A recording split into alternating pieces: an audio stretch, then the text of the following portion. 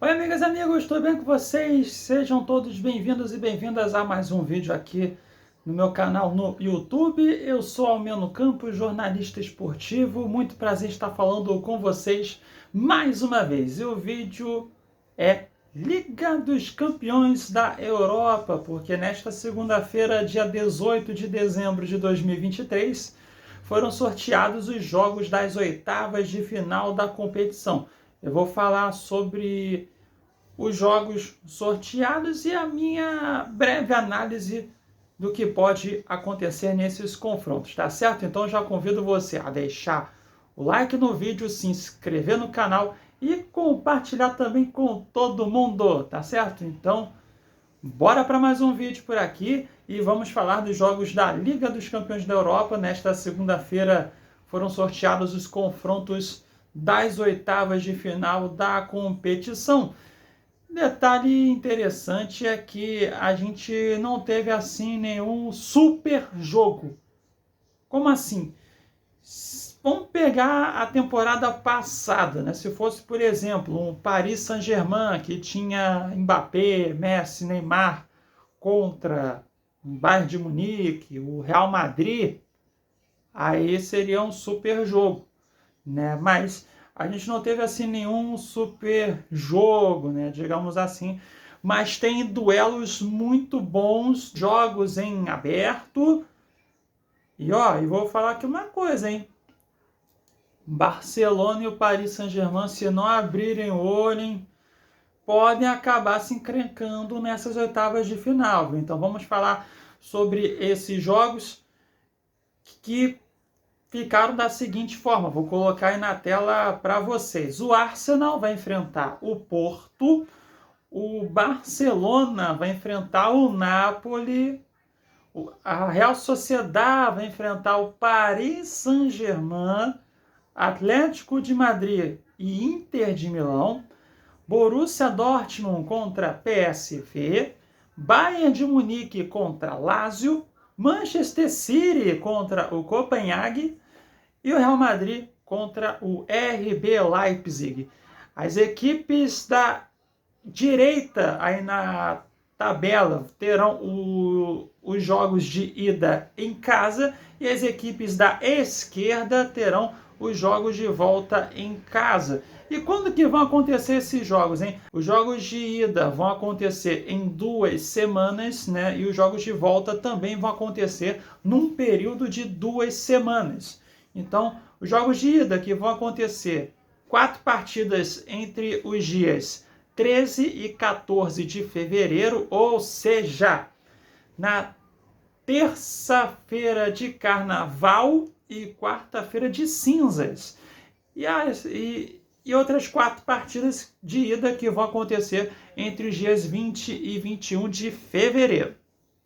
Já as partidas de volta também serão divididas em 2 semanas. 4 jogos que vão acontecer entre os dias 5 e 6 de março e outros 4 jogos que vão acontecer entre os dias 12 e 13 de março de 2024, tá certo? Então vamos falar sobre cada um dos jogos a partir de agora. Eu vou fazer na ordem dos confrontos que foram sorteados, né? Começando pelo Arsenal contra o Porto de Portugal. É impressionante, só um parênteses aqui.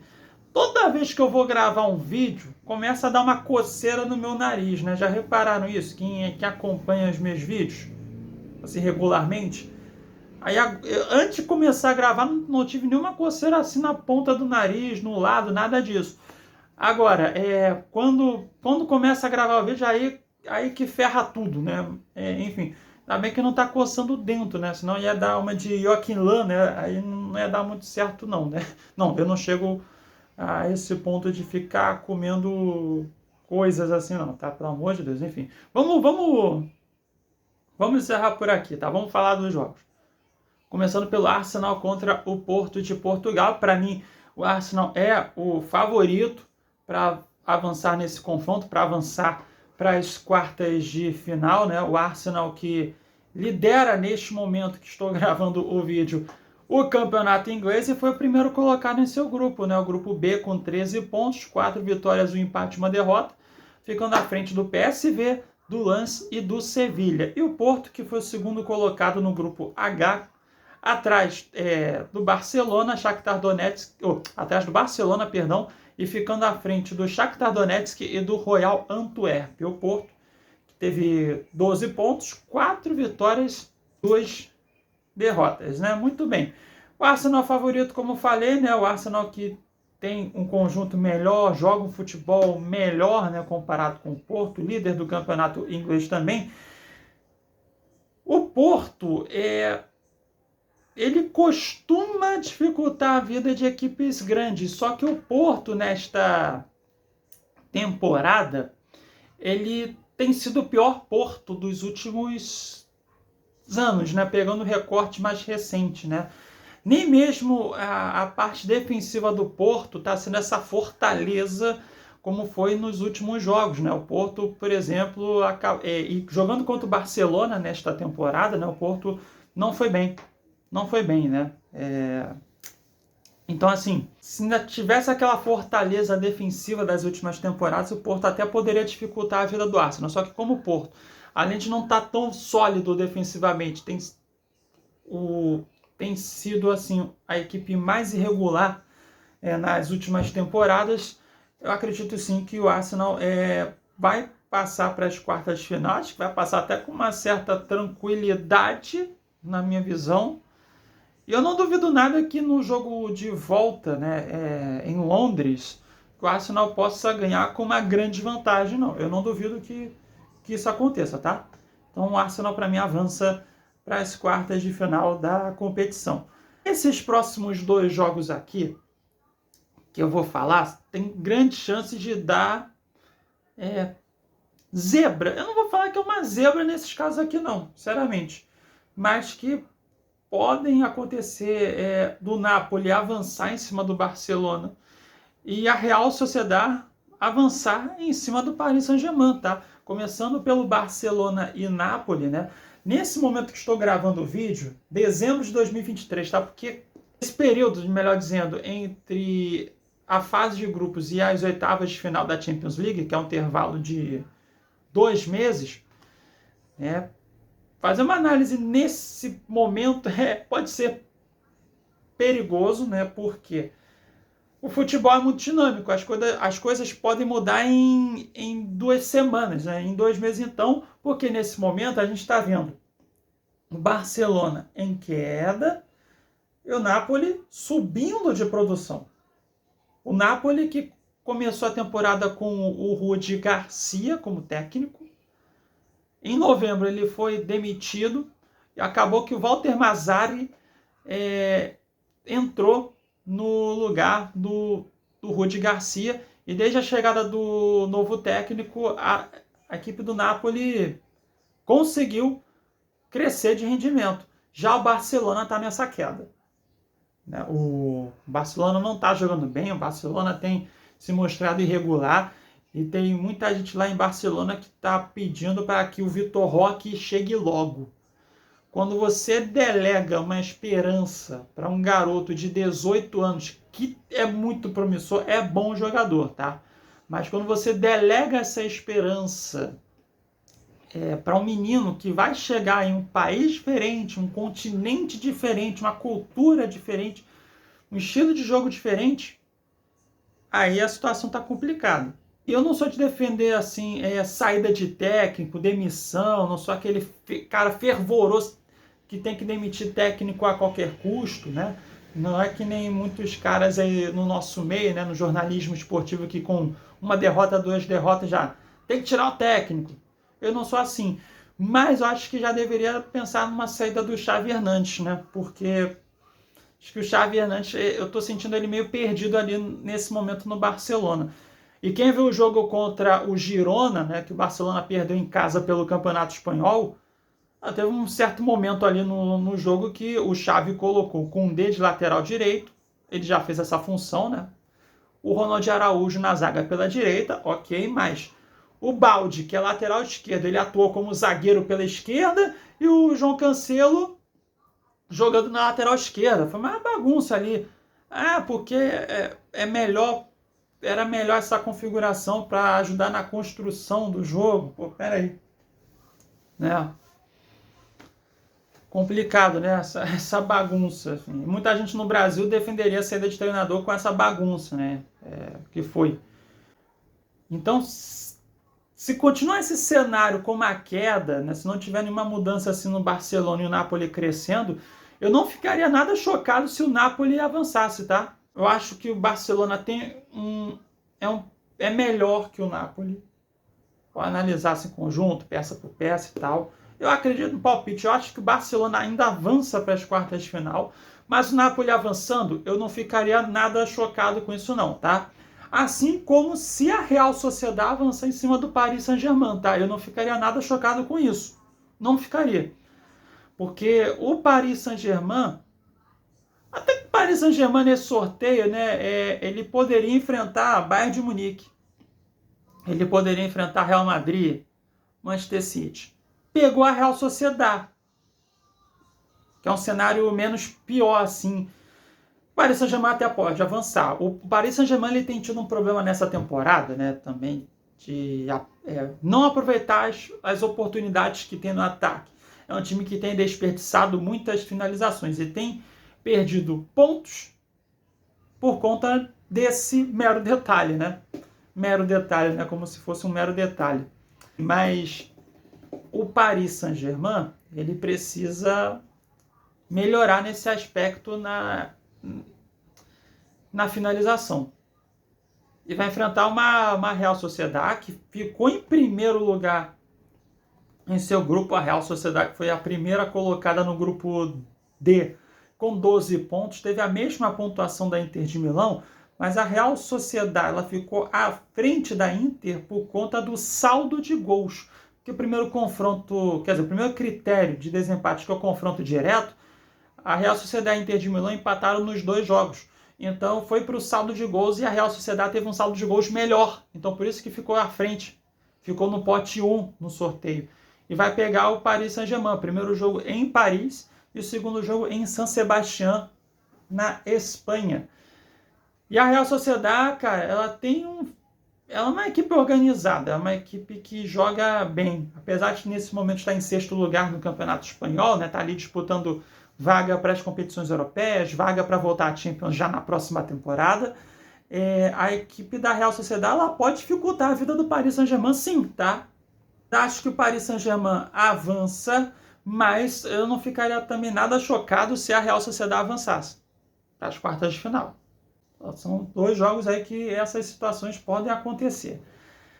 O próximo jogo, esse é o jogo mais aberto, assim, na minha opinião, de todos os confrontos das oitavas de final, entre Atlético de Madrid e Inter de Milão, né? Porque a Inter de Milão ficou em segundo lugar no grupo D, porque teve um saldo de gols pior que a Real Sociedade, e o Atlético de Madrid, que ficou na liderança do grupo E com 14 pontos, invicto o Atlético de Madrid, 4 vitórias e 2 empates.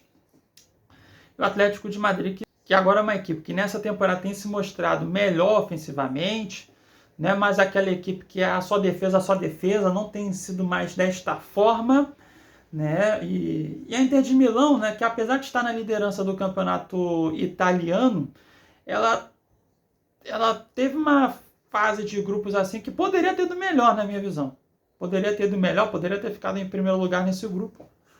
E a Inter de Milão também ficou invicta, né? Junto com a Real Sociedade, né? As 2 equipes com 12 pontos, 3 vitórias e 3 empates. Mas a Inter de Milão poderia ter atuado melhor na fase de grupos. É um jogo aberto. É um duelo aberto, assim, não tem nenhum favoritismo assim destacado, né? Que nem Manchester City contra a Copenhague, Bayern de Munique contra a Lazio, né? Que tem favoritismos bem claros para o Manchester City e para o Bayern de Munique. Enfim, nesse confronto aqui, eu palpito para o Atlético de Madrid avançar, mas sem nenhuma convicção. Que se a Inter de Milão avançar, não seria surpresa nesse caso. Pode acontecer. É o jogo mais aberto na minha visão. Um outro jogo que está em aberto, então eu acredito no Atlético de Madrid avançando para as quartas de final. Outro jogo em aberto é entre Borussia Dortmund e PSV.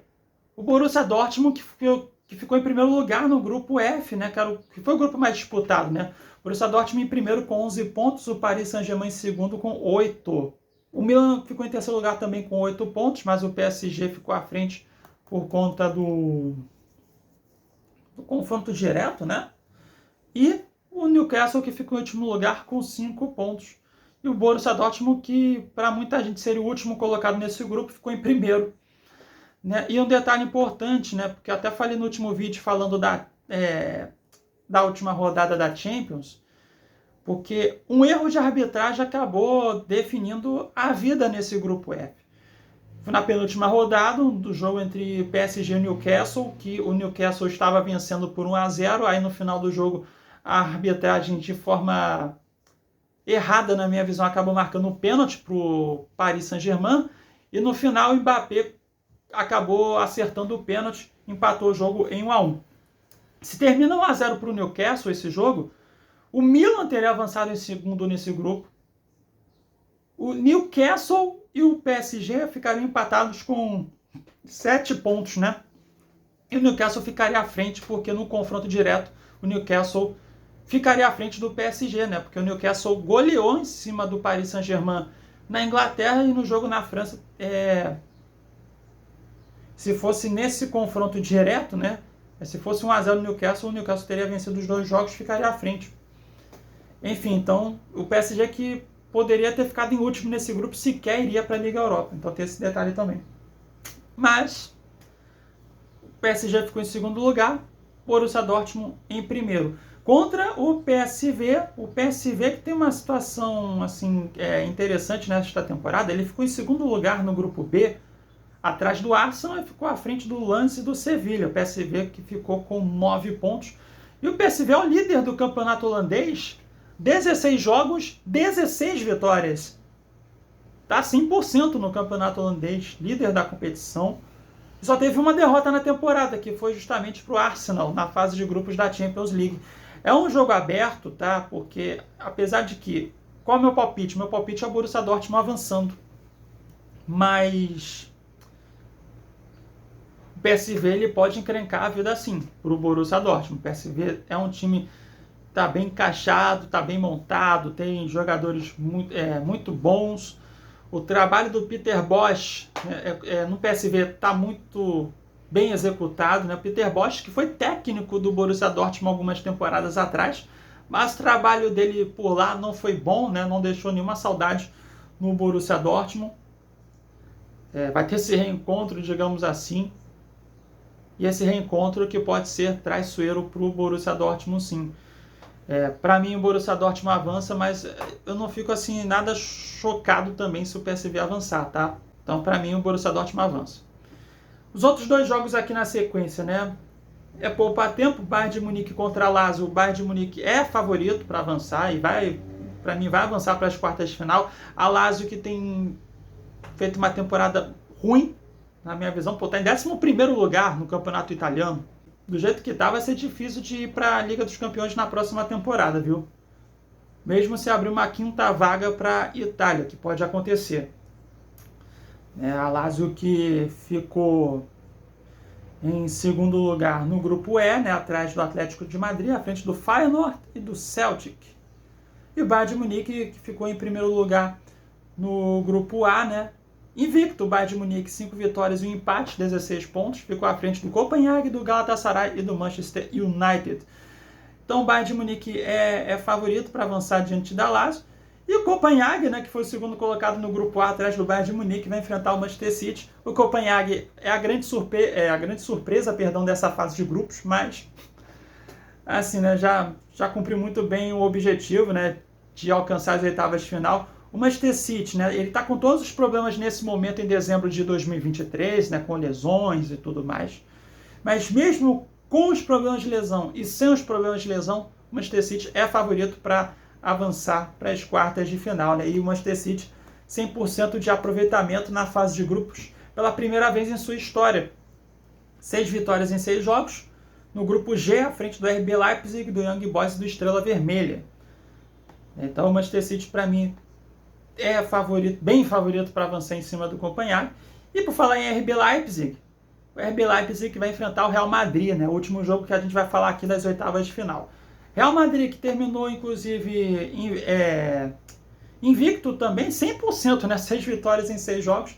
Vai enfrentar o RB Leipzig, que foi o segundo colocado no grupo G, né? Com 12 pontos, 4 vitórias e 2 derrotas. Olha, o Real Madrid ele é o favorito para avançar, mas eu acho que o RB Leipzig pode dificultar assim a vida do Real Madrid, tá? O Leipzig tem um time bom, né? Tem jogadores interessantes como o Openda. O Openda é bom jogador.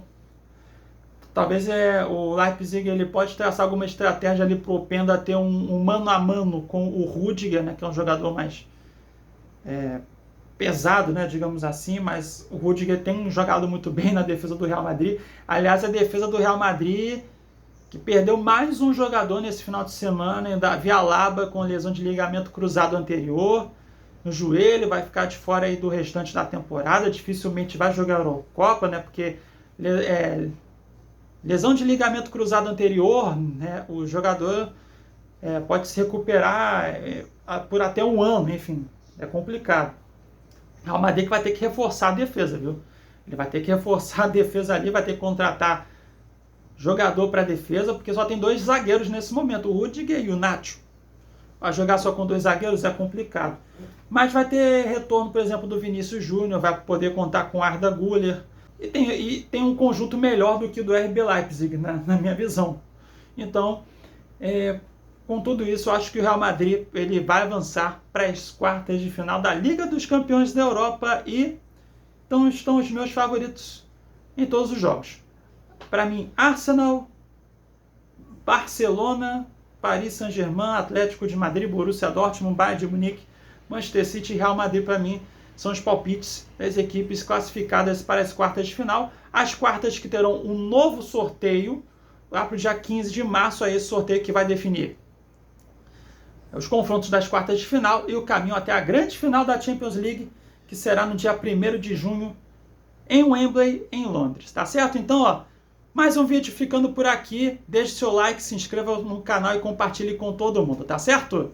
É isso. Beijos e abraços a todos e até a próxima. Tchau, tchau.